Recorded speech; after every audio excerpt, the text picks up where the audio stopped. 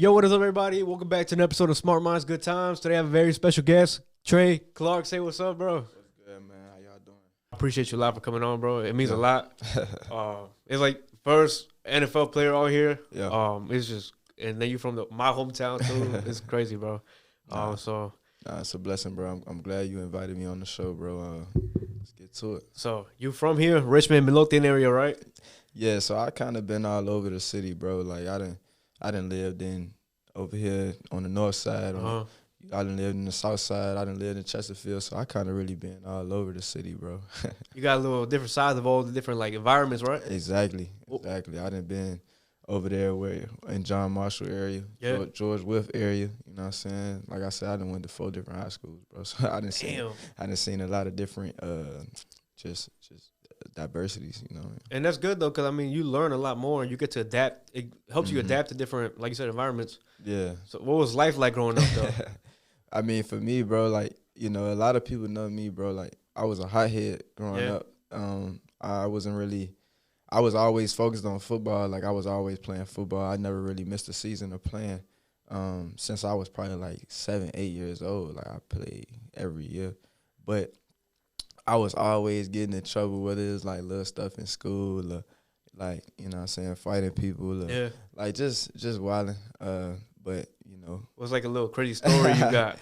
Man, I mean my whole life journey is a crazy story, bro. Like just getting to the point where I am here today, I feel like, you know, for one, a lot of people ain't really expect me to get where I'm at, for one, because like I always been an underdog, you know what I mean? I never really been the guy to you know, be in the limelight of things. Yeah. I kind of had to get it out the mud, and I feel like that's why I got a lot of respect. That's what makes the journey so much more beautiful, you know what I'm saying? Like, the story, you know, everybody got a story, but it's like, when you're the underdog, it just makes it so much more inspirational, motivational. Like, it's almost like you can kind of relate to it in a way. People look up to you, you know? Nah, for real. But what made you like find your passion for football though? You said at a young age. Yeah, I mean, I feel like, you know, football is something that you kind of really born into. From my family, at least. Like, you know, my dad played football, my uncles played football. You know, I had my uncle Robert Clark. He played in the NFL. So, really? You know, crazy part is he went to John Marshall too. Oh yeah. So, but nah, I feel like I was just kind of born into it, bro. Like, you know, I started off playing for, you know, Glen Lee, playing flag football, you know, get the football run the opposite direction. But man, then I just, you know, went from there, Glen Lee, Virginia Randolph. Then, you know, I started venturing out and going other places or whatever. But, man, like I said, it's something that I started at a young age, 7 years old. And ever since then, I kind of just stayed into it. I feel like that was my calling. Since I was a little boy, I wanted to always play in the NFL. Like, that was always my goal. Since you've had a family member that played in the NFL and went to the same school you did, you think it was destiny? Man, everything is destiny, bro, and divine intervention, bro. So, you know, at the end of the day, like, you know, I feel like my path was set, you know, by God, and He walked it already for me a million trillion times, bro. So now I'm just walking in the path that He set for me. And it's crazy too that, you know, you played for the Crenshaw Cardinals, Louisville Cardinals, and the Arizona Cardinals. Like that has to be destiny, you know. Nah, for real, bro. When I was me and my mom and you know, some of my folks, we were just sitting thinking about it, like, bro, like you've been a Cardinal all your life, for real, bro. Like, you know, like, so, you know, I had to get it tatted on me. I feel like it's a symbol or something. Yeah, shit. That's your, what they call a spirit animal? It's my spirit animal, I guess. Now, the crazy part is one day, so right after I hit the transfer portal and was leaving Liberty, I was trying to figure out what school I wanted to go to.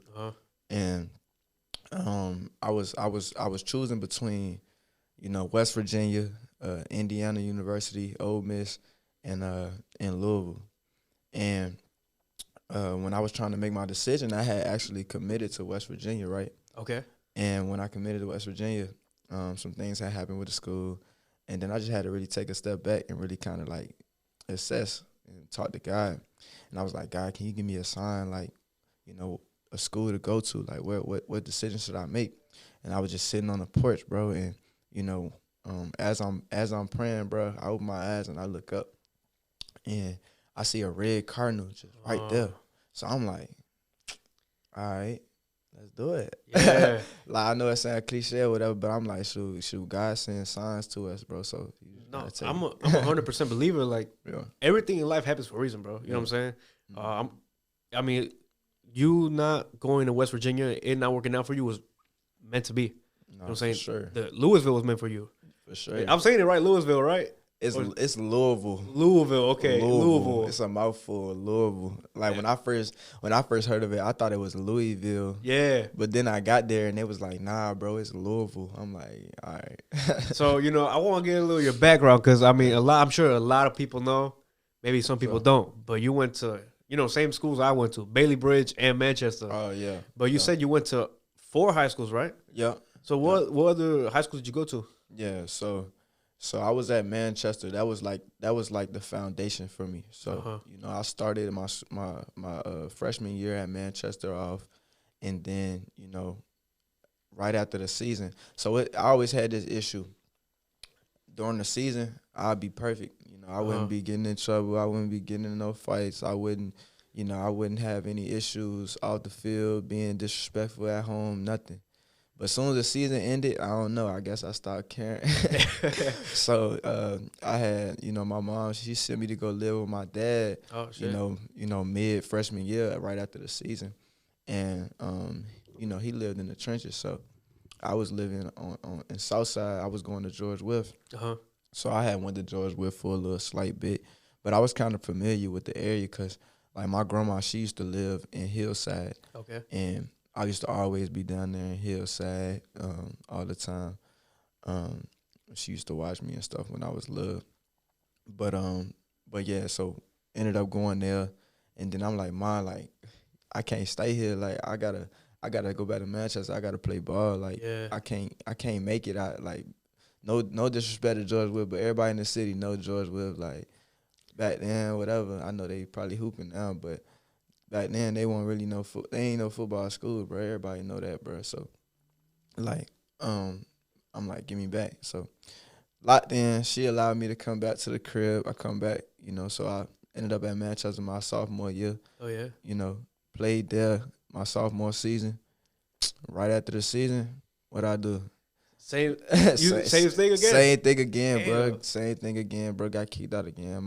My Duke sent me to go live with my dad again. But this time he was living on the north side. Oh. And he was living on the north side, and, so I went to John Marshall.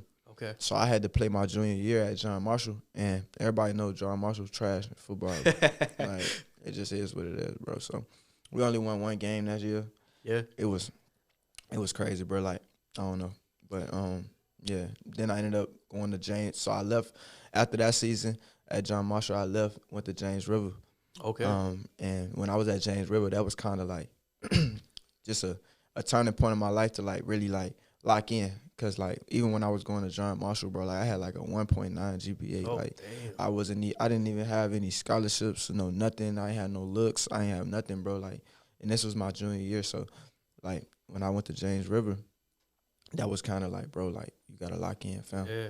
And my mama gave me one more shot. She's like, I'm going to get you to Manchester. Like, you got to lock in, though. Like, I really need you to handle your business. And shoot, I stood on it. Yeah, you managed to put your part in because, recovering for 1.9 GPA is hard, yo. Right. I ended up, I had a 1.9. I had to get eligible for that junior season. So at John Marshall, so I had to get it to at least a 2.0. Yeah. And then, so I did that. But then when I went to James River, like, I got it all the way up to probably like a 2.3. And then when I went back to Manchester for my senior year, I got it up to like a 2.6. So I had to grind. I had to grind, bro. It's crazy because a lot of athletes do struggle with the school part, like the academics, because, like, you could be one hell of a football player, but nah, for sure. And the problem for me was that I wasn't, like, I'm smart, bro. I'm very intellectual, bro. Like, I feel like I'm really dialed in. When I lock in on something, I can get it pretty fast. But I think my problem was it's just like not doing the work. You know what I'm saying? But I just feel like at the end of the day, if I had a goal in mind, which is to get to the level where I am at now, like, all I had to do was go to school. I ain't had to pay no bills. I ain't had to do nothing. Like, why not do that? You feel me? So that's kind of like to all my youngins out there, man, do your schoolwork. And it's good that you like put your mind to it, because at that age, high school age, you know, it's very easy to get caught up in the wrong things and get distracted, whether it's, you know, with the streets, girls, anything. So, I mean, shit, respect for you to put in that work, and, you know, look where it got you. Man. So, you know, one thing I saw you talk about in one of your interviews is like how you got the number 13. When you went to Manchester, you said you wanted number 1, right? Yep. And your coach was like, you can't pick that number. Yeah. So the number makes you make the number don't make you, right? Exactly. So, man, that's so crazy, man. My guy coached hard, bro. I was telling you, bro, like I wanted number 1, bro. I'm like, shoot, I want number 1. But I understood, bro, like I was just coming back from John Marshall. You know, like I wasn't deemed as elite when I asked for the number. Okay. You know what I'm saying? So he wanted to make sure the person that had that number, like that's a representation of the whole team. Okay. You know what I'm saying? Wearing number 1. And of course me, I didn't want to hear that. I'm like, bro, like, give me 1. But yeah, he was like, nah, man, I got number 13 for you. I think you're gonna look pretty good in it. You know, like you said, the number doesn't make you, you make the number. So, man, put that 13 on, and I embraced it, bro. And man, I had my best season out of all my, you know, career from Little League up to, you know, that point. I had my best season, bro. And ever since then, I just feel like, you know, that number was kind of connected to me. Yeah. So, even in college, I was like, man, I gotta keep 13. But you know, when I went to Liberty, it was a senior that had 13, and he didn't want to give it to me, so I had to wear 23. But you know, Jordan. Hey, so even wearing 23 was kind of like, you know, it was kind of cool to wear it, because it was just like, all right, bet. I mean, let's get out of my comfort zone a little bit. Yeah. But you know, when I got back to Louisville, I had to get back in that 13. Oh yeah, damn. Hey, shit, everything has a reason. Luckily, you got that 13 back then. Yeah, man. You know, sure. What's one of your favorite high school memories, like football-wise? Hey, that's funny that you asked, bro, because I was just talking to my dog, KJ. Yeah, I had him on Friday. He was here. Yeah, he had hit me up. He was like, bro, like, you got to show them the punt return, bro. Like, that was probably one of the craziest moments is we was playing LC Bird, and they had punted the ball to, like, the 1-yard line. And KJ could have easily picked the ball up, but he was like, nah, bro, like, I'm going to let you get it. So he let me get the ball. Boom. I spin, turn around. He go, so it's somebody running down about to get me. Boom. He crashed out, bro. Like, I don't know. That joint was crazy. I spin around, see him crash out on one guy. Then I just see the sideline. I'm just going up the sideline, running. Then me and my brother Jalen, we run into each other. And then he, like, kind of held me up because I was about to fall. He holds me up. And then next thing you know, I'm breaking through. Next thing you know, like, 99-yard touchdown. Yeah. The crowd was going crazy, bro. Like, that was kind of one of the best moments for real. That's like, probably one of your favorite plays. Yeah, bro. Like, we done had a lot of plays that senior year, bro. But that one, from an energy standpoint, was just the crazy. And that year, man, that's like, that year will go down in history. Like, well, y'all beat almost every team by 40, bro. And no team beat y'all by more than 2 touchdowns, right? Bro, it was crazy, bro. Yeah. It was crazy, man. We definitely had the dream team, bro. Like, I don't know. You know, and in high school, you played corner, but you played multiple positions, right?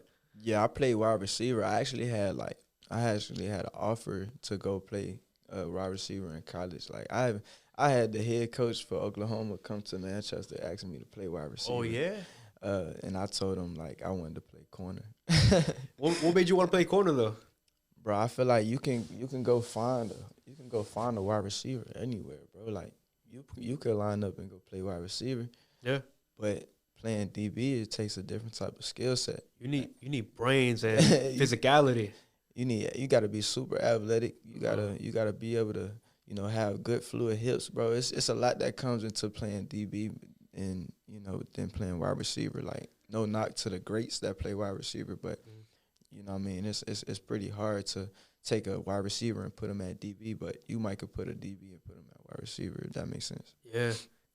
I mean, it's great. Like I said, I'm not too big into football. Yeah. But I know any sports, every position has its own, like, it's its own little world, you know? I mean, if you play different positions, if anything, that helps you kind of get a better grasp of, like, you know, if you play wide receiver, you know how to guard those wide receivers, you know? Yeah. If you was in their shoes. Mm-hmm. But, like, you know, and after high school, you went to Liberty, then you went to Louisville. What was that transition like? Like, what was it like playing D1 compared to high school? Yeah.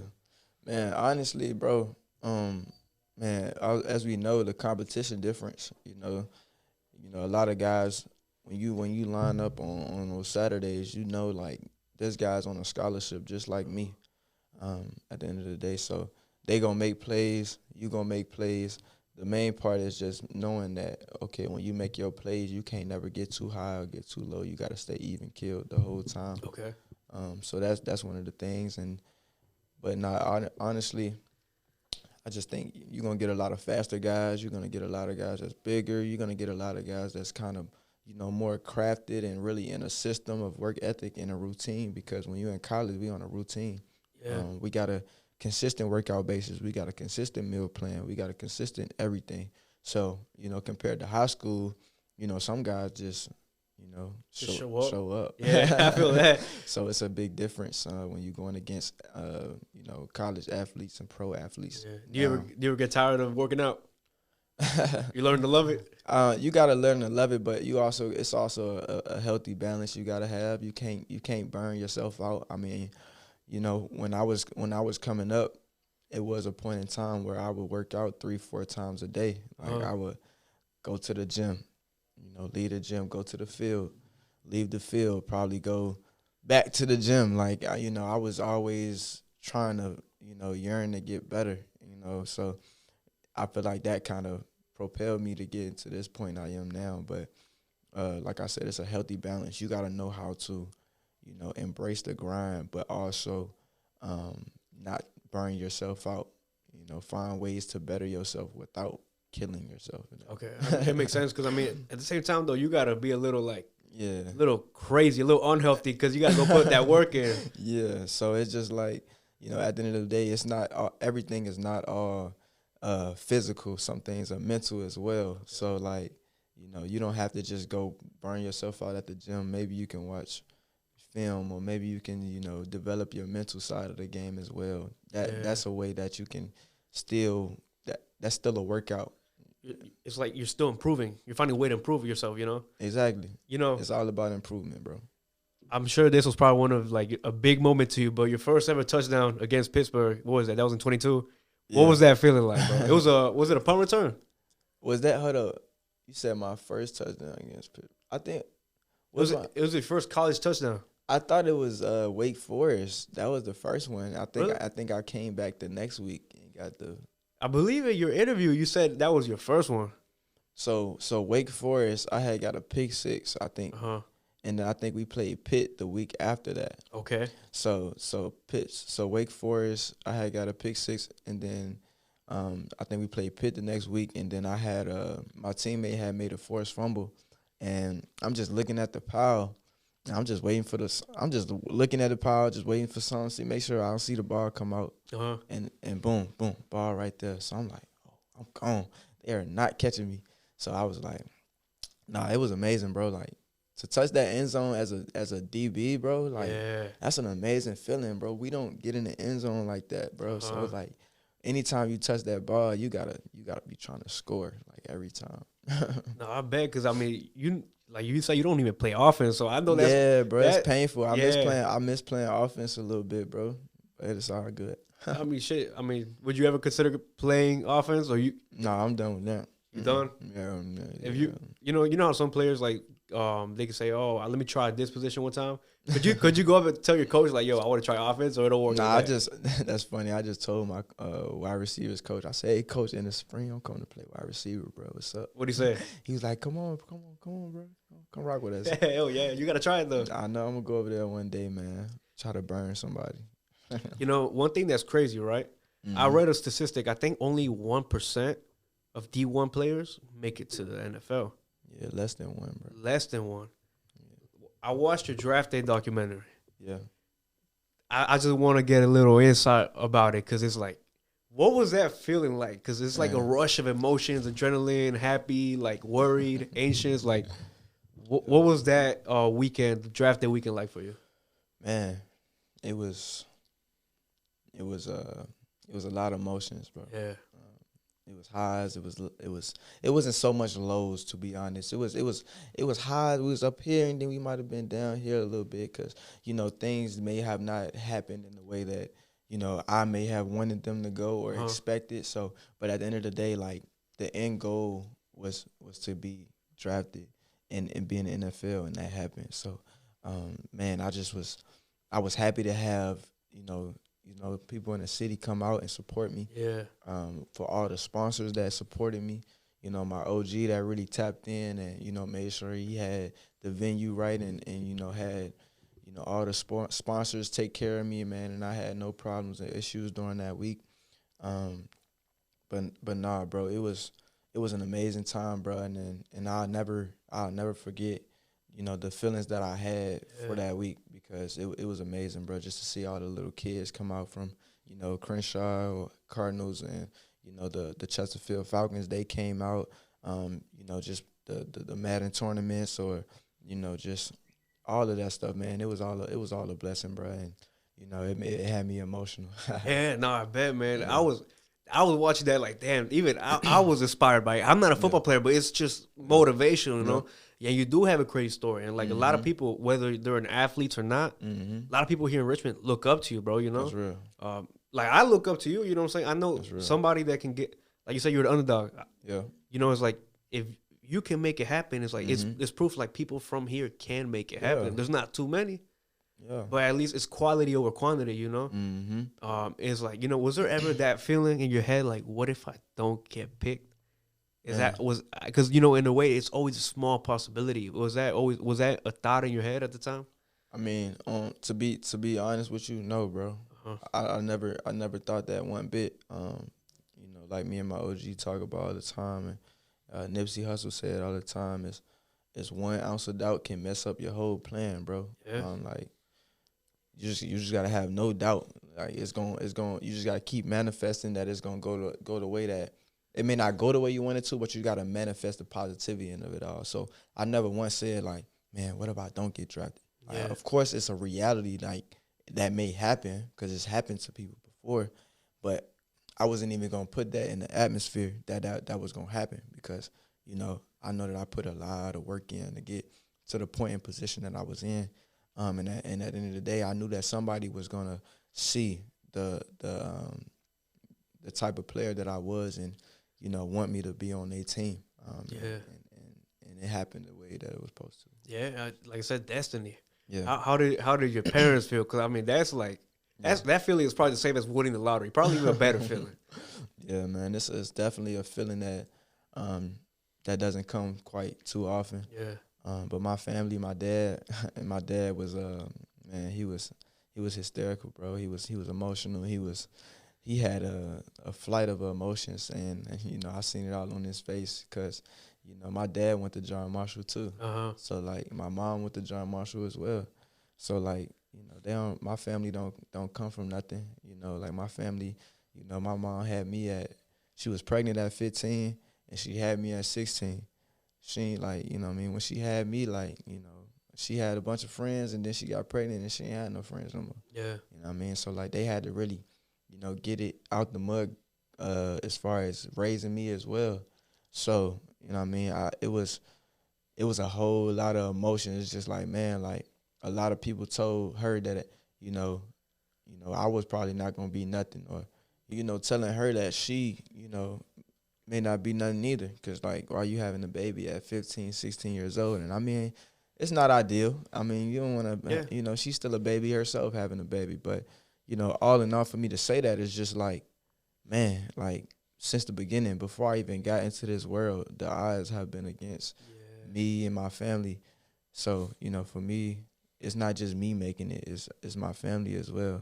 And it's like everything they bashed her on or bashed you on is like people have to eat those words, and everything she sacrificed or you sacrificed came back and paid off probably twice as much. It paid out twice as much, Yeah, definitely. And it's not even over yet. That's the crazy part. Yeah, it's just starting, bro. It's just started, bro. Like this is year one in the books. Like we got a lot more to go. Yeah, this is your rookie year. I just want to say congratulations, bro. You know what I'm saying? And it's like, appreciate you. A lot of people, like you said, you're living out the dreams from I don't know, millions of athletes. Yeah. It's a 1 in a million thing, and it's like you being from here is like I'm glad it's somebody like you that's putting on for us. You know what I'm saying? Yeah, gives us somebody to look up to. You know? Truthfully, man, I love my city, dog. What was that transition like though from college to NFL, the big league? What was that like? Yeah, I say your habits in college will set you up for either an uprising in the NFL or for your fall. It's either your rise or your fall, bro. So I feel like I had pretty good habits in college. I feel like, even when, my nutritionist may not have created a plan for myself, I created a plan for myself. If I needed extra work, I didn't just go with the majority. I made sure that I created a plan for myself to separate myself within the time that was allotted for us. You know what I mean? Like, I made sure I created a consistent schedule outside of the schedule that was already mandated for us. So when I got to the NFL, I felt like I was kind of already tight-knit when it came to, like, handling my business. You know what I mean? So I feel like that transition wasn't as bad for me. I say the only thing that was kind of a little different than college was it was a little bit more mentally tasking because I just had all the meetings that we would have and all the just having to stay locked in from 8 in the morning to 5 in the afternoon, you know what I'm saying? So, like, it's just like that was the only transition that I felt like was something for me in the mental part of it. But physically, I feel like I was I was good. I made it out healthy, no injuries this year. So that's the major blessing right there. Oh yeah, speaking of college, you got a bachelor's in communications, right? Yes, sir. How was communications like for you? What made you want to major in that? Man, to be honest, it was I'm not gonna lie, it was something that was kind of easy for me to get through. And I started out in Liberty. When I was at Liberty, I was in psychology. Okay. So I was a psychology major, and when I was transferring from Liberty to Louisville, all my credits did not transfer with me. Okay. So I would have had to stay like an extra semester to be able to graduate, and that would have been going into my rookie year, and I would have still been trying to like take classes. So I'm like, I don't want to really have to do that. I want to graduate and then not have to focus on any schoolwork when I'm in the NFL. Yeah. So I was looking at some of the different majors that I felt like would be intriguing to me, and I feel like communications was one of those because I feel like, from the depths of it, I took a public speaking class when I was at Liberty, and I kind of enjoyed it a little bit. So when I got to Louisville and I seen communications as a major, I was like, shoot, why not? I feel like I'm a pretty good communicator, and I feel like public speaking is one thing that I will be interested in one day, as far as maybe inspiring other people, motivating other people, or just never know, maybe coaching somebody else up, So that's why I kind of took light to that. And one thing, Rocky, Stay Rocky. Yeah. One thing he said, it was like when you follow one path, it may not go the way you planned it, but following one path could lead down to other paths. So you know what I mean. You found you probably could be good at communications from that, and so I mean it leads to one thing leads to another. One thing leads to another, bro. What was it like balancing like school and football, working out, everything? What was that like? Yeah, I mean it's just life of a student athlete, bro. I just think you'll get adjusted to it. I mean, for one, we did it in high school. Yeah. We did it in high school. We'll be in school from 8 to 3 o'clock in the afternoon. And, go play football and work out and stuff. So I think it was kind of the same thing, especially at Manchester. Coach Hall had us kind of grinding early. Sometimes we would have to lift or whatever before school.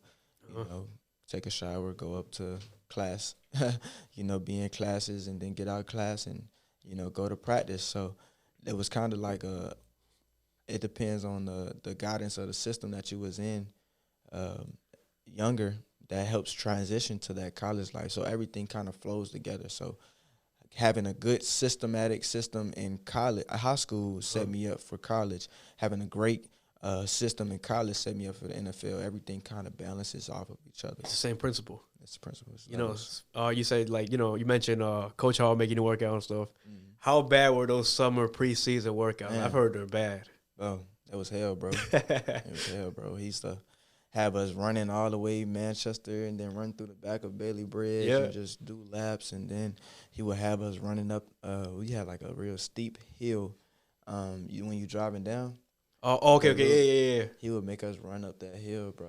And like run back down. And then we would do all type of sledgehammers and tire flips. And I don't know, bro. It was crazy, but it was fun. Yeah? It was fun. You think those workouts are worse than NFL workouts? Oh, yes. NFL workouts are cake, bro. Yeah? Yeah, bro, because it's just like you in the league now. Like, they're not trying to kill you, bro. The main thing is maintaining right now. Like, okay. You know, if you, like, your body type is your body type at this point. You know, in college, in high school, it's always I'm trying to get bigger or I'm trying to slim down. Or, you know, in college, you're like, man, I got to get ready for the NFL. I'm trying to get bigger. I'm trying to make sure I'm strong enough. But when you get there, it's kind of like, they drafted you based on the body type that they like for you. And now it's kind of like just maintain it and make sure you're not getting slower. You're still getting fast and that you're on that. So, the workouts don't be crazy, bro. You know, in your situation, right? Like, I know everybody's body's different. Like, some people regularly have to eat more to stay buff. Some people have to eat less to stay slim. What's it like for you? Do you have to constantly buff up, like eat a lot or eat less? Yeah, for me, bro, like I got a high metabolism, bro. So I can lose weight fast, but I can gain it fast too. Okay. That's weird, bro. Like I could be 180 one day and then wake up in the morning and I'm 174, bro. Like I wish I had that problem. Yeah, like it's crazy, bro, cuz you know, genetically I'm not really meant to be a big person. Like I'm really not. And you know, I've had that conversation with my coaches and stuff, but not for me, bro. I gotta eat 3-4 meals a day, bro. Like I gotta drink at least 2 smoothies, bro. Like that's the when I'm really like dialed in on that. That's what I gotta do. I gotta eat my 4 times a day, 2 protein shakes a day. Even if you're not hungry? Yeah, bro. Like even if I'm not hungry, I probably just snack on something just to get those carbs in my body. But you know, right now I'm kind of chilling a little bit. Like I'm not ready to stuff myself. Yeah. Cause I've been grinding the past year and a half. I've been eating meals 3-4 times a day. And now I'm just going like, wow, I'll probably eat 2 times a day right now. Just don't even put that on my mind. What's your go-to cheat meal? Go-to cheat meal? Let's see. I probably just go grab like some Chipotle. Hell yeah. Chipotle's the way to go. No, so like, you know, once that call came, and you knew you were gonna make it to the league. What was it like receiving like that big paycheck? Because you know you were at the time you were 21, maybe 20. Were you 21? No, I was still 22. Okay, you're still 22. Okay, so but still, you know, I mean, a big contract at 22. What was that feeling like? It was like it was it crazy? Man, it was more so like it was a blessing, but it's more so like, bro, we got more to get. Yeah. Like, I'm not complacent. I feel you can't be. Like, we still got, you know, I went in the 6th round, bro. Like, it's still more money to be made. You know what I mean? Like, it's still some millions to touch. Yeah. You know what I mean? So, like, you know, I'm pretty good. You know, I'm blessed. I'm not broke. Yeah. But, like, we got more money to be made, bro. And if I'm complacent with the little money I touch now, then I ain't never gonna see the big bills. Yeah. Like that. You know what I mean? So like I just gotta keep going, bro. Like I'm not complacent or content where I'm at, bro. And that's good. Only the paranoid survive. You know what I'm saying? You gotta stay hungry. Yeah, gotta stay hungry, bro. Gotta get to it, cause the moment you lose that drive and that hunger, bro, like somebody else that was like me coming up is gonna take your spot. Yeah. And you know, it's like, what was it like, the transition, like the adapting to moving to Arizona? Because from VA to Arizona, what was that transition like? Bro, it's hot as hell, bro. Yeah. Like in the summertime when I first got there, it was probably like, it wasn't as bad. It was probably like 101, you know. But then as the season started to go on, man, it started to get to like 110, 115, 120. It was so bad. Like I'd leave something in the car, bro, and I come back out, it'd be melted. Like it was, but That's the bad side. Okay. But the good side, man, is it's beautiful, bro. Like, Yeah. it never really rains out there. It's palm trees, West Coast vibe. It's just different, bro. It's just very what's the word? When you say rural, is that rural? Is that like more like rural is like country, urban is like city. Yeah, so it's more like spread out. It's not. It doesn't give like a country vibe, but it's not everything is not on top of each other like a city as well. But it's pretty like modernized a little bit. But it's cool, bro. I love it, bro. Yeah. Well, like between Virginia and Arizona, what do you think is better? Like for you, what do you like better? Bro, everything, bro. I ain't gonna lie, bro. Yeah. I love Richmond, bro, because it's my city, bro. But I don't know. I can't be here too long. I feel that. A lot of people say that, you know, and that's good. That's good that you're not like stuck up on Richmond, or you're not in Arizona thinking about, damn, I feel like I wish I could be in Richmond. You gotta be able to move forward. I've seen a lot. I've seen a lot. I haven't seen everything, but I've seen a lot to know. Like, you know, Richmond, we doing a little bit better. We've gotten a lot bit better as far as like expanding. Yeah. And then, you know, building some things here.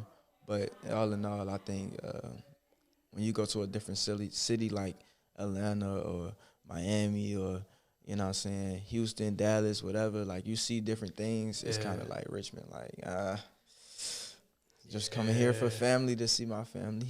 Yeah, I mean, it's home, but you know, it's like, did you hear about the casino that was gonna be built here? Yeah, and then they canceled it. Yep. I mean, I feel like that could have been a good progression to like growing the city too. Yeah, I don't know. I think that kind of was detrimental right there. I feel like that would have been a good turning point for the city, but you know, what was your first NFL game like? What was that feeling like? Were you nervous? Because it's a, you know, I mean, college is a big scene. You know, you still play in front of tens of thousands of people, but you play in front of tens of thousands of people and millions are watching. How was that feeling like? Yeah, man, it was. What's the word?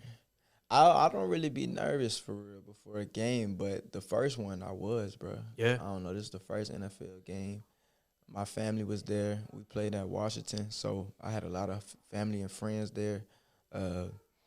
And you know, before the game started, my guy was on the saxophone, doing the national anthem, and all I could hear, you know, and then after he finished, the jets, you know, flew across and the fireworks went off, bro, and I was just tearing up. I was like, man, like, bro, you really in the NFL, bro? Yeah. Like, this is crazy.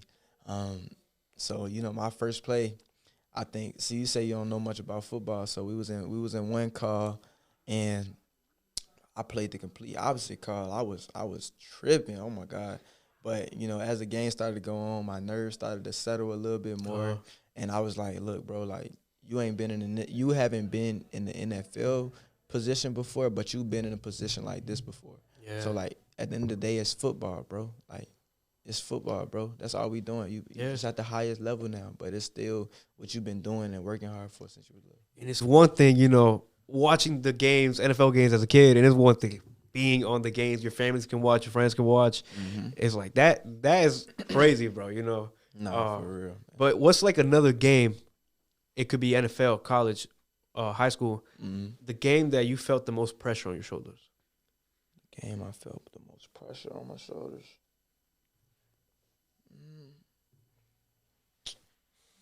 Let's see. I mean, bro, I don't know, bro. I couldn't really tell you besides. I mean, maybe the game that had the most maybe value to you, the most personal game to you. Okay, most personal game to me. I'll say one of the most personal games I played in. I'm gonna say this year was I played against the LA Rams, and it was my first game, you know, back. So the last game I played in against the LA Rams. So we played the Rams twice, right? Okay. And the first time we played them, you know, I didn't have a good game. Cooper Kupp, he blurred me for like not a touchdown, but like for like a 60-yard gain at the end of the half. Came back out of the half. got a ball caught on me. Cooper Kupp came back, out route, scored on me. I was just having a rough game, bro. Yeah. And I kind of had like a rookie moment where it was just like, dang, bro, like, I don't care that I'm going against one of the greatest. I gotta lock in. Yeah. And I didn't have the best game, bro. I ended up getting benched after that game for at least like 4 or 5 weeks, bro. Uh-huh. And it was a turning point for me, bro, because I was like, you gotta understand that, like, if I had a bad game in college, I might be able to play the next week. Yeah. Because it's a little different in college for some, like, as far as relationship goes and stuff. But at this level, it's strictly business. It's more production based. What have you done for me? If you're not producing, we're not gonna play you. And they felt like that, obviously. So, so I ended up being benched for the next 5 weeks. And, my first game back was against LA. Okay. And this was the second time we was about to play him. It's my first game back. I was starting. So I'm like, through that whole 5-week process that I was benched, bro, I dedicated it to me, to how can I get better. I didn't point the finger at nobody. I didn't waver. I didn't get jealous of the next man who was starting in front of me. I just kind of looked and reflected in the mirror and was like, look, bro, like, you came in the NFL as a rookie and started your first 6-7 games. Yeah. And then, you didn't produce the way you wanted to. But how can we maximize this time that you aren't starting and you're not playing as much to be the best? And I feel like during that time I did that. And when I came back and played against the Rams, that second game, I played a damn good game. Cooper Kupp ain't had no catches on me. Hell yeah. I think I led the team in tackles, and I felt like I kind of showed the resiliency that I have within me, and just showing that, like, I can be nitty and gritty as well, and showing them, like, where I'm from and how I got it out the mud, and that I'm just because I made it to the top, that's not gonna stop me from grinding or getting back to a level of where I want to be at. You know what I mean? You see that a lot, right? A lot of players, you can say rookies get to the league and they get comfortable, right? Yeah, and exactly. I think that what's going to be the difference between you and maybe other rookies in the NFL. You know what I'm saying? You're going to be the one that outworks most of them, Come on. And it's like, it's crazy too that, like, it was the game, the Rams. Yeah. Your first bad game before getting benched, and then you came back playing against the Rams too. So everything happens for a reason, bro. Like we were just talking about, bro. Like, everything happens for a reason. Like, I didn't play for 5 weeks, bro. And the game that I come back was a team that I played my worst game in for the season. Yeah. And I feel like, God was like, look, I know you didn't like the way you played the first time, but we're going to let you redeem yourself. Yeah. I'm going to let you redeem yourself, son. So I couldn't let him down. Hell yeah. Nah, I mean, I'm telling you that, like I said, everything's life is perfect, bro. God don't make no mistakes. Everything. Well, God don't make no mistakes. He's perfect, but this life shit, I don't know. I don't know if it's perfect. I mean, the imperfections are what makes it perfect. Yeah. I guess life is art, bro, and I guess it can't be a bad picture when you looking at art. How did you have to get used to being, like, in front of the media, in front of the news? Mm-hmm. Maybe like you say, if you did have a bad game or a bad moment, mm-hmm. People might make memes, or news reporters might talk about, like, oh yeah, Kei'trel Clark, he was doing bad. How did you manage to deal with that pressure, or like that? It's a new world to you, Right. At first, I was kind of struggling with it. I would kind of always look my name up in the media, see what people saying. Then I'll see the good, and then you can see 100 good comments, and then you see one bad comment, and that bad comment is going to overweigh all the good that you just seen. It's kind of weird how the mind works, bro. It's like, I don't know why the mind adapts to the negativity more than the positivity, but that's what happens in a weak mind. Mm-hmm. But in somebody who is strong and strong-minded, none of that stuff will matter.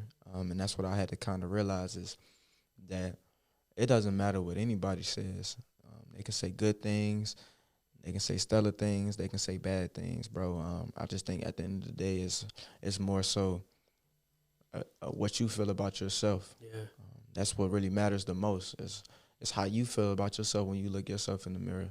And you know that, you know, people will love you one moment and then the next minute they gonna hate you. That's how it goes. So it's just like, and then they gonna love you again when you're doing something good. Yeah. So you can't really be too attached to the likeliness of what people is saying, because it really don't matter, bro, because their opinion don't get me paid. Hey, this thing, people are going to talk about you regardless, you know? Regardless, fam. Whether you do good or bad, they're going to talk about you regardless. So give them something to talk about, you know what I'm saying? Exactly. You know, out of curiosity, since you're in the NFL, sports betting is a thing. Have you ever had people, like, hit you up saying, like, yo, bro, you made me miss my parlay or something? Has that ever happened? Yes, bro. Happens all the time, bro. Like, I think, what was it? Who did we play last? Who did we play last? We played, we played Seattle. Okay. Seattle, and I think somebody had asked me to, like, let DK score twice. They said, can you let DK score twice and then you can lock him up? I didn't even respond, bro. Was it a random person? It's just a random person, bro. I didn't even respond, bro. Like, bro, what made you text me that, bro? Yeah, if anything, this should be betting on you, you know? Like, come on, bro. Like, what are you doing, stupid? You know, speaking about, like, other players, right? Who's maybe been some of your favorite players you got to share the field with, play against? Like, people like you grew up watching, and you were like, damn, I'm on the field with this player. Who are some? Obviously, my favorite player, not a lot of people know, but Buddha Baker was my teammate. One of my favorite players, like, you know, is a guy that I used to, you know, watch before my game even started. You know how people watch highlights to get them kind of turned. I used to turn my boy highlights on, man. Shout out to you, bro. If he's watching, shout out Buddha Baker. But yeah, bro, I used to watch my boy highlights, man, and man, just a couple different players, man. I got to you know, watch and see. I wanted to, you know, see Denzel Ward play, and I got to see him play, you know, firsthand when we played them over at Cleveland, and man, it's a lot of players that I got to share the field with. Obviously, Cooper Kupp. That matchup was iron sharpening iron, bro. I learned a lot from him. It even got to the point where, you know, remember I told you that first game he had got me? Bro, I had went home and literally started watching his highlights for, like, the next 5 weeks, bro. Studying? Hey, it's crazy, though, because you were studying for that next game. Yeah, I was studying. I knew we were going to play him again, bro. And I didn't know if I was going to be playing or not, but I just wanted to make sure I was ready. You know what I mean? So, but now it's a lot of players that I've shared the field with that, man, it's a blessing to be on the field with those guys. Like, Would you say Cooper Kupp is one of the hardest receivers you've had to guard? He's up there.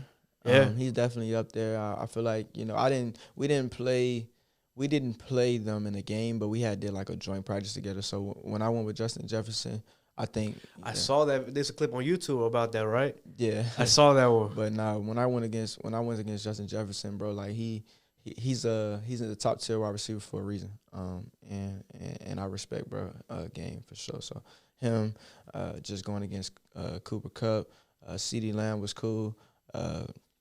And the numerous of other wide receivers, bro. That's nice. You know, out of curiosity, did you ever get to meet, like, any celebrities out at one of the games?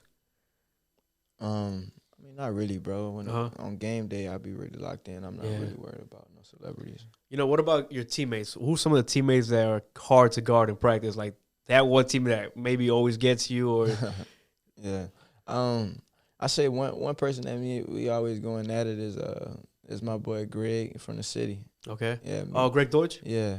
So me and G, we be going at it in practice, bro. Like, I like going against bro, especially with his releases too. So, you know, that's one person. And then we got my boy Mike Wilson. Okay. Michael Wilson, he a rookie, as well, played at Stanford, and he a ball player, bro. He had a crazy last game of the season. We ain't come out with the win, but he balled out, man, so Hollywood going against Hollywood Brown, all those guys, bro. Rondell, bro. Like, it's a lot of different guys that we go against, that I go against in practice every day. That kind of makes me better as well, bro. You know, I had a friend that told me he wanted to know the answer to this. What's it like, you know, like playing against Kyler Murray in practice, like having to, like, you know, read his plays? Yeah, It's cool, bro. Like I don't really go against him too much in practice because like when the defense is going against the defense usually goes against like the practice squad players. So we don't really go against Kyler, but I have went against him a couple times. He a ball player, bro. He's elite, bro. Yeah, he was the #1 overall pick for a reason. Damn. Yeah, no, a lot of my friends tell me like, yeah, Kyler Murray. Ask me about Kyler Murray, and I'm like, Kyler, he a ball player, bro. Yeah, is he one of like who's some of your teammates that are like you could say you're like more homies with? I know there's some people role models, other people that are the leaders. Yeah. Who's like one of your good friends? You could say. Yeah, from a vet standpoint, I say from a vet standpoint, I think we all kind of connected. But I say my boy Jalen Thompson, JT. He kind of underdog as well, but he a baller, bro. Like, he gonna get his shot at the Pro Bowl and be all pro one day. But he a baller. JT, obviously Buddha. Me and Buddha, I feel like I use him as more of a mentor, because JT's been in the game for a while as well, but Buddha's been in the game as well. So I like talking to Buddha, asking him little questions and things on how to get to a point in my career where he's at. And then just, obviously the rookies. Like, we all came in together. Y'all relate, We grinded together. So, I'm locked in with those guys. Antonio Hamilton, like I said, another underdog, but, he a ball player. He can play any position on the field. Andre, we got it's a lot of different guys that I'm connected with in the room, bro. And that's good that, y'all get along. Yeah. But let me ask you this. Does the brotherhood of NFL players compare to the brotherhood of like high school? Because I know that's a different energy, right? Man. Like in high school, y'all would take a bullet for each other, but once you're in college, y'all gotta like, I'm not too close with him. I won't really like take that hit for him, but like, yeah, it's a little different. Yeah, it is a little different because you gotta think, people you was in high school with, you probably went to middle school with them. Yeah, you probably went to elementary school with them, so you've been around with them for 10+ years. But, people in the NFL or people in college, you might have just met them. You probably just, locked in them with them for a year or two. And then in the NFL, you never know how it goes because it's a revolving door. People come and go. Yeah. So, like, you might be close as you don't know what with somebody for 5 months, and you're like, bro, that's my dog. And then they get cut, and then you don't see them. You know what I mean? Just not on purpose, or you like it just happens. Yeah. It's just the human nature of the game. Like, you get cut, like, and then say a person get cut mid-season. Like, I gotta focus on the season. Like, I might not see you till a year later. You know what I mean? So, like, it's a lot different, brotherhood, as far as that goes. But I feel like when the guys are in the room, though, like, I feel like guys are pretty like connected. So, like, in NFL, it's really more like coworkers, you could say, right? Compared to like in. Because, like, depends. They could leave on you. They could, Yeah, it depends. Yeah, a little bit. Yeah. I mean, the harsh reality is, Okay. Yeah, but, you know what I mean? Do you remember the hardest hit you've ever taken in the game? Maybe, like the one that maybe got you injured, or the one that was like, damn, like, that was a bad one. I mean, when I got injured, I tore my ACL. Oh, yeah? But that was more so from my teammate kind of fell into my leg, and shit. I ended up tearing my ACL in my 2021 season. That was my junior year in college. I was probably gonna leave and go to the draft that year, no cap. But God had other plans. Oh yeah, damn. I mean, how much did that set you back? A year? So I was down for about 8 months. It took me about an 8-9 month recovery. Really took me a year recovery if you want to be 100. Because I mean, I toured in 21. Excuse me. Yeah. I toured in 21, but I played that 2022 season. So I played the first 7 games of the 2021 season. I still ended up getting I think I got second team all ACC whatever in 7 games. So that year was the year that I feel like I was gonna leave. But like I said, I had other plans and it was what it was. But I just think going into that 2022 season, I kind of didn't trust my knee as much because, I mean, when you tear your ACL, MCL, and I tore partial of my meniscus, that was kind of coming back to a contact sport, you know, football is very physical, bro. So, you know, I kind of was thinking about it a little bit too much, playing a little bit more timid than I normally would, and I feel like that kind of hindered me a little bit, but I'm right here where I'm supposed to be at the end of the day. You know, the meniscus is a tricky one. I had a friend who tore his meniscus, and it's like a very, you know, it's very sensitive. Like, we tear it, it's like any hit, any move, any wrong step could. All of that, ACL, MCL, meniscus, all of that, all ties into each other. You know, something I wanted to bring up, right? You're on Madden. Do you ever play as yourself on Madden? Bro, I ain't gonna lie. I be playing with the Cardinals all the time. It kind of feel weird playing with a different team. Yeah. I don't know, bro. Like, whenever I play with a different team, I just be like, nah, bro, I'm about to get my boys. Because you got to think, like, yeah, it's the Cardinals, but, like, I know everybody on the team. So, like, why not play with a team that I know everybody on? Like, they my dogs. Like, I'm about to go to war with my boys, even in Madden. So, like, it'd be hard. I was playing against my brother last night with the Cardinals, and we be talking shit. And he was talking shit to me, yelling because he had just made a play, whatever. So I can't. So then I got back on defense. Yeah. And he literally threw me a pick six. So I was lit. I was like, hey, that's crazy, bro. I'm yelling at him like, how I feel to like throw your brother a pick six, like literally on the game. Yeah. Like, that's crazy, bro. Like, nah, it's stuff that I talked about since I was a little kid, bro, and to watch it come to reality that's crazy, insane, bro. You know, like, how do you feel about your batting rating? You're a 71. How do you feel about that? Too low, too high? We going up. Yeah. We going up. You know, how who's like a teammate on the Cardinals that, you know, like, they're better in real life than they are in Madden? Better in real life than they is in Madden. Shoot. Maybe like one of your teammates you'd sub out for somebody else on Madden. Somebody on Madden, shoot. I feel like my dog. I show a lot of love, bro. Yeah. Like, I feel like my boy G, bro. Like, they be trying to make my boy like he's slow or something, bro. Like the game. Yeah, bro. Yeah. Like he play kick return, punt return as well, and wide receiver. But like, say he'll get a kickoff return, and I break that jump. I would literally be running on the sideline about to score, and make him get caught. I'm like, bro, like, he's not slow, man. Like, he got some speed, bro. Like, what's going on? But, nah, G. And there's a lot of other players, but, you know, I feel like Madden is a game at the end of the day, bro. Yeah. But, like, is it something they reach out to you? Like, hey, we're going to put you in Madden, or do you have to sign a contract or something for that?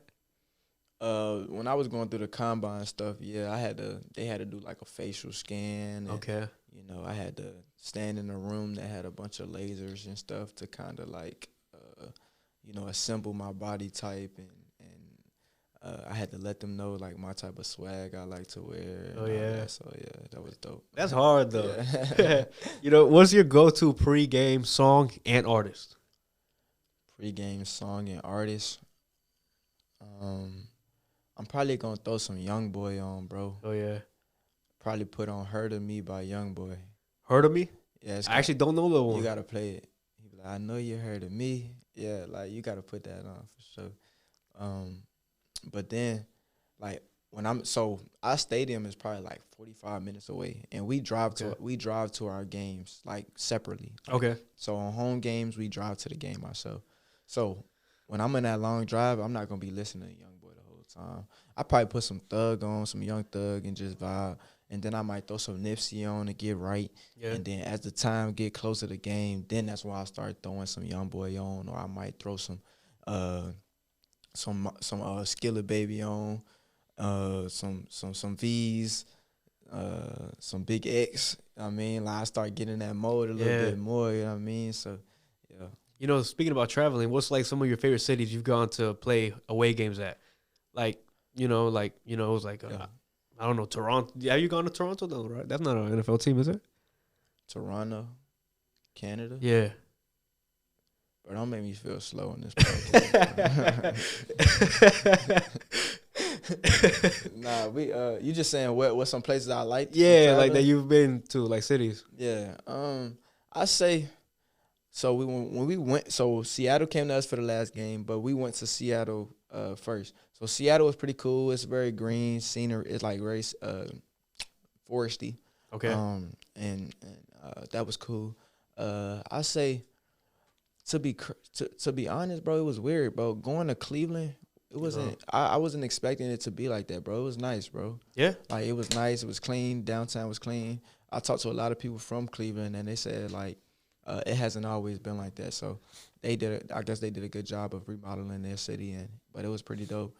And then when we went to LA, LA was cool because I never been to LA, so be able to kind of like walk downtown and just see how they live out there and what we see in the movies and stuff was kind of cool.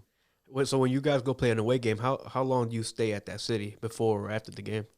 It just depends. Like on our obviously they're on the West Coast, so when we had to come to Washington to play the Commanders, we came 2 days early because it's a 2 hour time difference, 3 hour time difference. So you don't want to come on Saturday and then have to get up on Sunday and play a game off of a 3 hour time difference. So we would come that Friday and then get adjusted. Have 2 days to get adjusted to the time. So Sunday we'll be pretty good. Damn. So it's like, what's like? Do you ever get jet lag?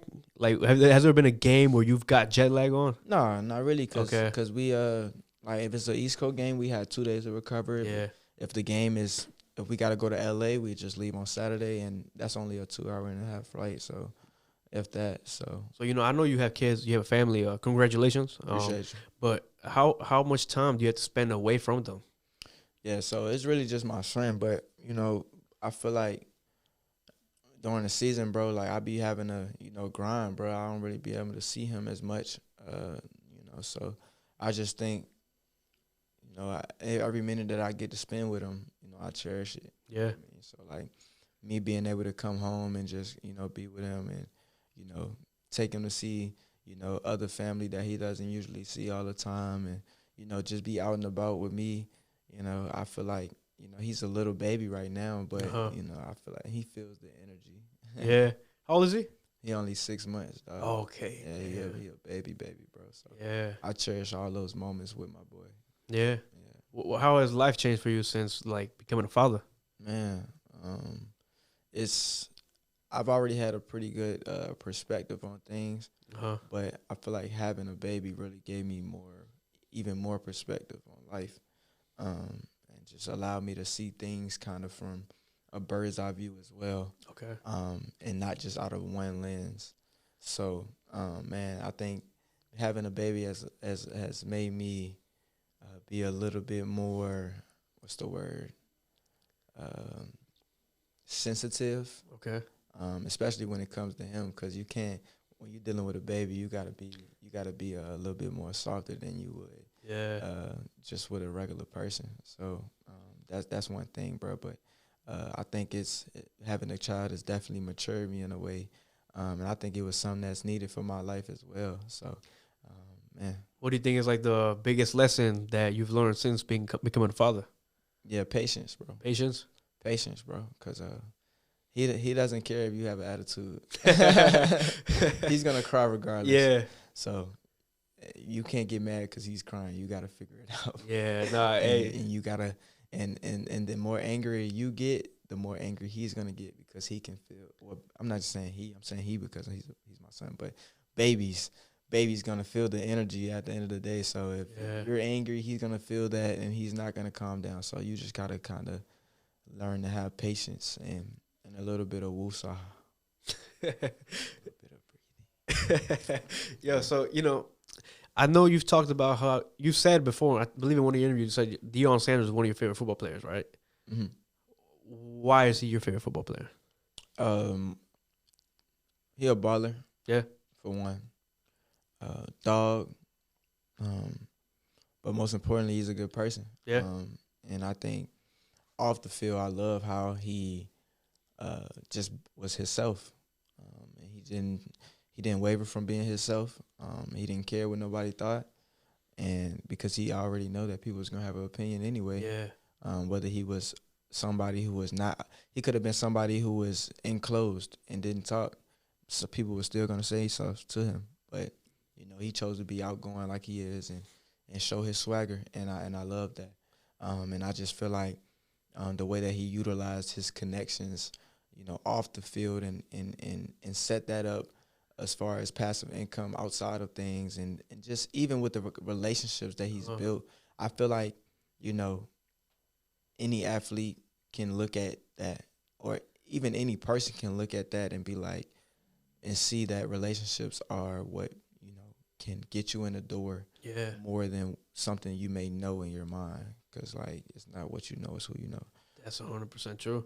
Especially, so he's an all-around person, a good person to kind of look at when it comes to being an all-around great pro athlete. It's more than just football. He's a good role model to you, you can say? Yeah. You think, like, he's a player you relate to the most, or who's, like, a player that shares a similar story to you? Similar story. To be honest, bro, I'm not sure, bro. Yeah. I'm not sure, bro. I will have to look into that a little bit more. But because my journey is already and story is already unique. Yeah. But I just got to hear some other people's story, because sometimes at this level, you don't really see what people went through. You just see the results. The results. Okay. So, you know, I definitely want to hear some other people's stories. Yeah. Because you don't really hear it too quite often. What people went through to get to this point where they at, the point of where they're at now of success. Yeah, that's true. Hey, I mean, some of them got some documentaries out there, so I might even look into that. Maybe look into some of your teammates. Yeah. But what's, like, your favorite game you've ever watched? Like a football game, maybe like the one that's just, I don't know, most enjoying to you. Most favorite game I've ever watched? Lord, I don't know, bro. I don't know. I went to an NBA game. Oh yeah, for the first time. How was that? Not just off topic of the football, but yeah. So I went to my first NBA game ever. Probably like a month ago. It was the Phoenix Suns. They played Golden State. Oh, so I got to see Draymond smack somebody in the face and get suspended. Damn. Yeah, that was crazy. But got to see Klay Thompson and Steph Curry out there hooping. Devin Booker out there hooping. All that. KD ain't play, but no, it was dope, bro, to see that. And I just took myself to go watch the game, bro, because I was just like, you know, sometimes you just got to do it. Yeah. You know, you just be in my mind like, man, I'm going to go to a game one day. But you never go. But I was looking at the tickets. So usually my routine when I get home from practice is when I get home, you know, I grab something to eat. I just relax. And, you know, I turn some NBA basketball on. I kind of do that after every day. And it was one day I was just like, bro, how about I just go to the game? Yeah. And then I was like, I just bought a ticket out of the blue and just went to the game and just relaxed and had some popcorn and just was in there vibing. Like, I ain't getting no floor seats. I just sat where everybody else sat, you know what I mean? And, you know what I mean? I was just vibing, bro. It was cool. You know, how often do you get recognized out in public? Maybe not here in the city, but, like, out of the city. It's quite decent, bro. Like, I might be at the club or something. Somebody might see me, or I might just be, you know, walking, you know, somewhere in Arizona, and somebody might be like, Kei'trel, like, yeah. Or I might get a couple eyes that just, like, stare at me for a second. Yeah. But not to the point where it's like everybody knows who I am. Like, okay. And, you know, to be honest, I'm kind of cool with that. I don't really care for all the pictures and stuff all the time, but I know it comes with the game. Maybe, like, one day you'll be like, you step outside even for a second, they'll be like, oh, that's Trey Clark. You know? I don't want that though. I love playing football, and, you know, I want my name to be big, and, you know, I want to have a lot of supporters, but, you know, I'm cool with not people not recognizing my face for real. I feel that you just, you know what I'm saying, that way. Like, cause I like genuinely, like, sometimes I like vibing by myself. So sometimes I might go to a basketball game by myself, or I might go to, you know, I might go out to eat somewhere by myself. Like, bro, I don't, you know what I mean? So sometimes I just be solo. Sometimes, bro, I don't really need nobody around me. So. A lot more peaceful.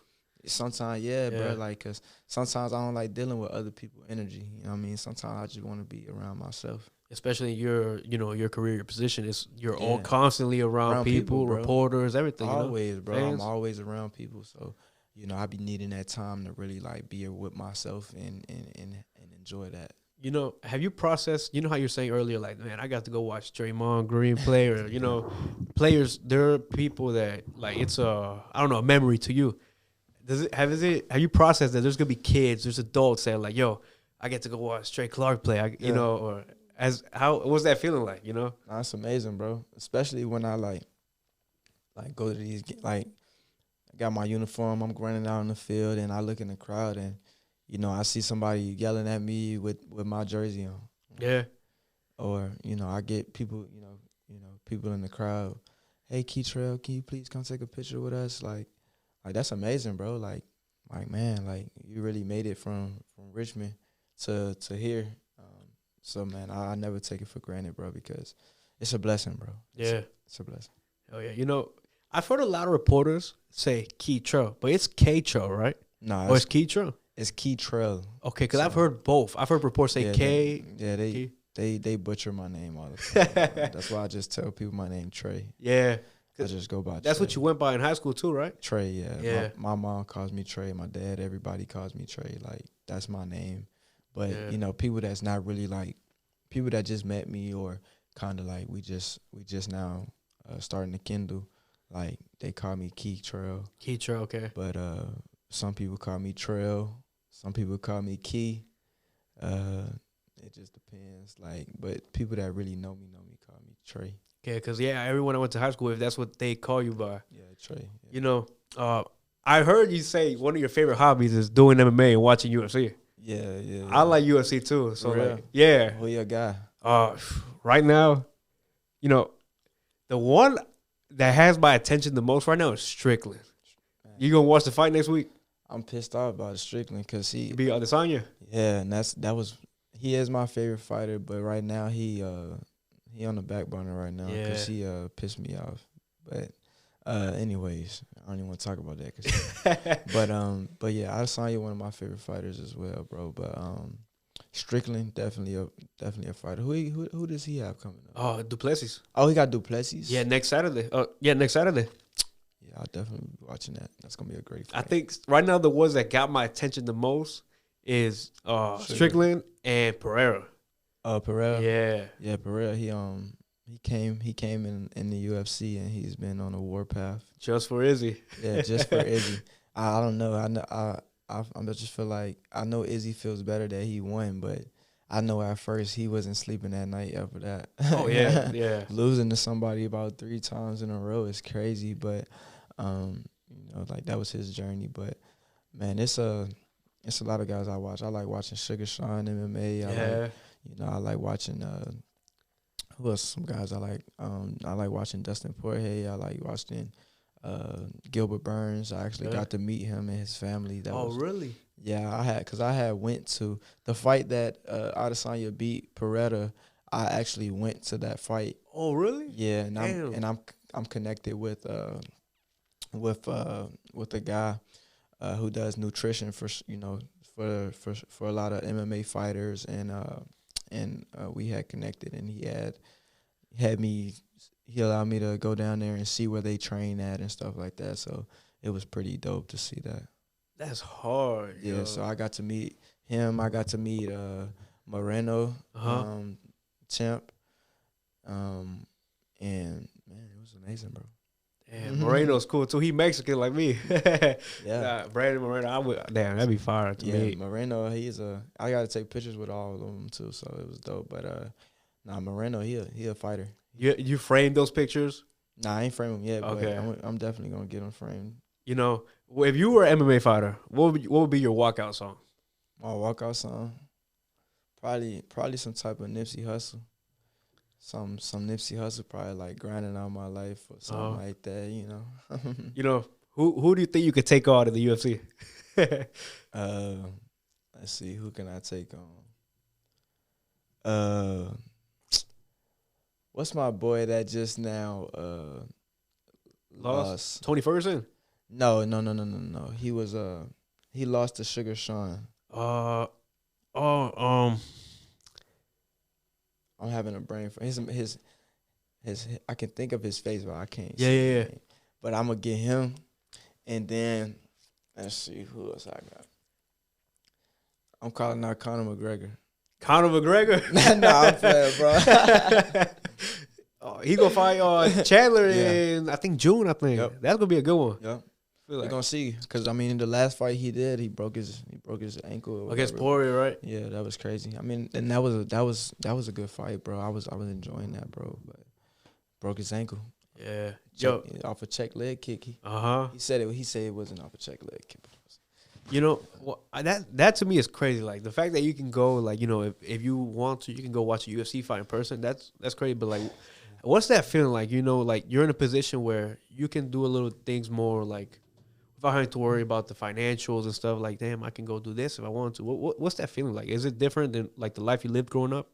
Yeah, nah, it's a lot different, bro. It's just making sure everything strategically makes sense. I can't just be blowing money. Yeah. You know? So it's just like, because a lot of guys just blow money, and then, you know, 10 years from now, from being out of the NFL, they be broke. So yeah, it's all strategical, bro. Just making sure that, you know, I'm taking care of my responsibilities first before I have fun. So business before pleasure, bro. You know, if you were in the NFL, what could you see yourself doing? Maybe when you retire, or like a business you want to start, or something you want to do. Yeah. You know, if I wasn't in the NFL, well, I am in the NFL, but something that I feel like, you know, I'll start to expand on as I go is dipping into little hobbies like I got. I wear a lot of hats. Starting a hat line. Really? You know, that would be something that I would probably do, because I mean the clothing brands and stuff is cool. That's fine.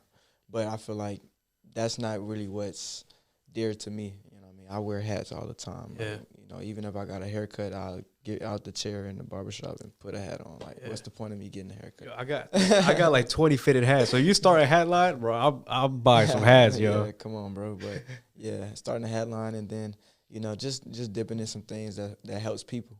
I just want to help people, bro. So, you know, whether that's, you know, dabbling into group homes, or, you know, just any type of counseling. I just want to help people, bro. So, yeah. So whatever I'm gonna figure it out. Right now, I'm just kind of focused on the main thing, but as things go on, definitely start to dabble. And it's like in some other stuff. You already make an impact to a lot of the people in the community here in Richmond, without even exactly physically making an impact. But once you actually, you know, like, yeah, I'm gonna start giving out this, or I want to do more for sure. Yeah, but I mean, like, just your presence and, you know, your reputation is like, yo, some things money can't buy. Some things like just your story, it leaves more in us than you could probably give back, you know? Truthfully. And it's like, you know, that's just how it goes. Truthfully, bro. What's something that's priceless to you? Something irreplaceable. Family. That's easy, bro. Yeah. I mean, something that's priceless is the memories we make. Yeah. I think at the end of the day, the memories and the times that we get to celebrate life, those things that you can't really get back.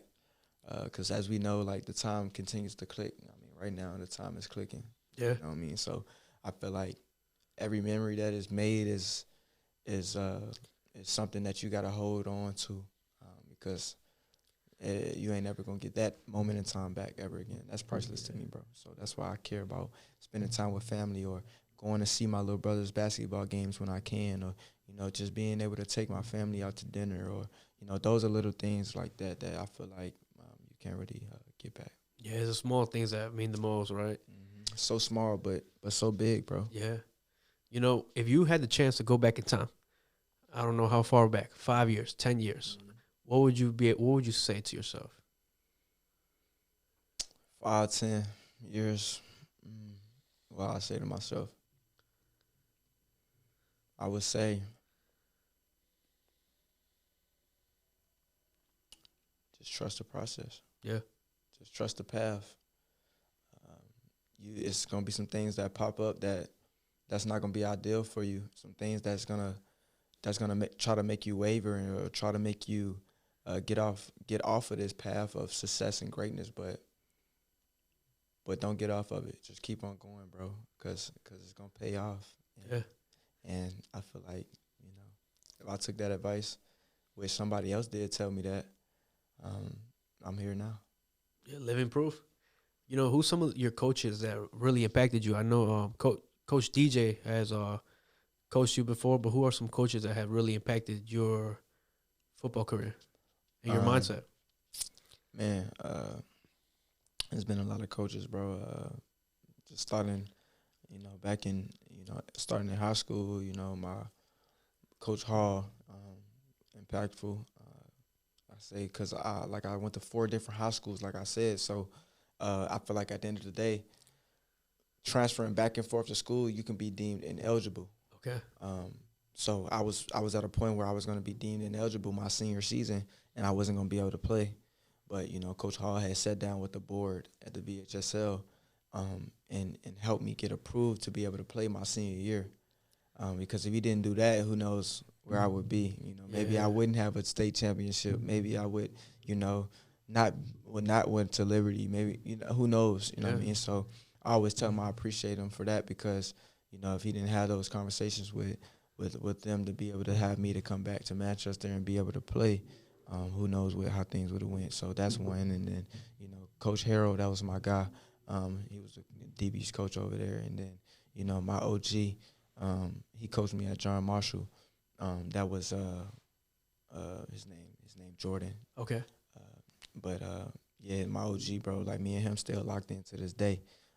That's why I always say my OG, like he the person that I tap into about things, about life, about any of that stuff, you know what I mean? So yeah.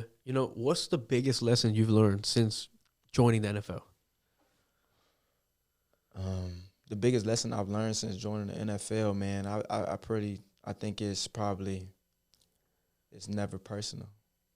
It's never personal. It's like business. Yeah. It's all business, bro. It has nothing to do with the position coaches.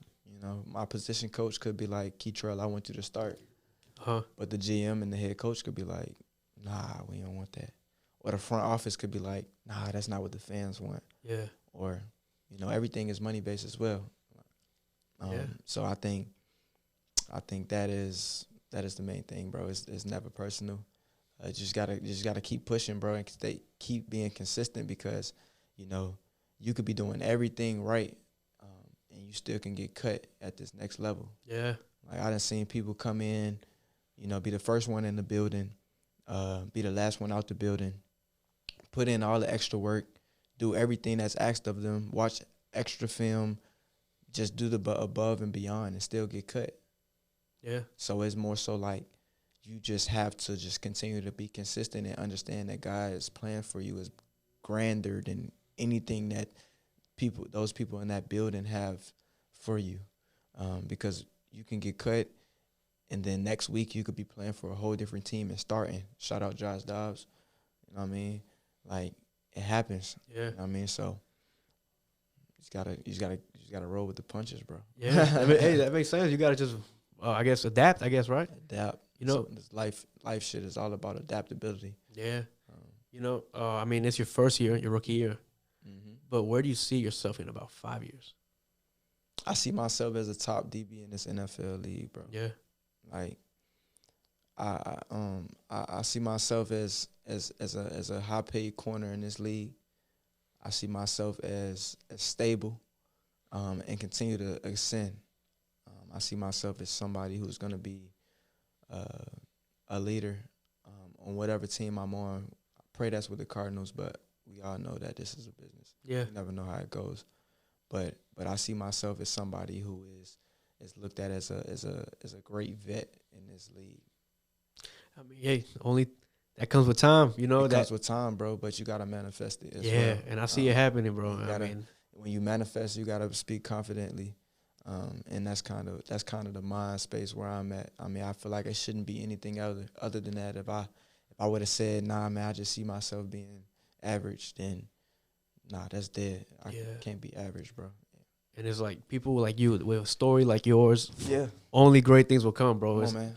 One thing I gotta say, like, how you do anything is how you do everything, bro. So, you know, how you attack anything is how you gotta do everything, bro. Like, whether that's with sports, whether that's with, you know, life, a job, you working at Walmart, you working in the back, do the best you can, whatever you do. Yeah.